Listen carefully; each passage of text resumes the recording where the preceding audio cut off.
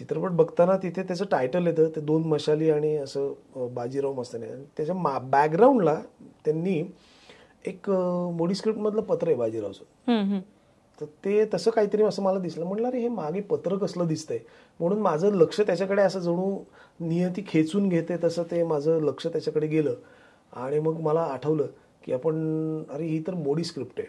आणि मग त्याच्यासोबत मला त्याचे काही गोष्टी आठवल्या की एक ज्येष्ठ आणि सुप्रसिद्ध इतिहासकार डॉक्टर कैलासवासी डॉक्टर ग. खरे, त्यांचे जे पुतणे आहेत आणि त्यांच्या मिसेस, तर ते आमचे फॅमिली फ्रेंड. मी डॉक्टर ग. खरेंना कधी पाहिलं नाही, कारण ते मला वाटतं खूप लहान असेल तेव्हाच ते गेले असतील.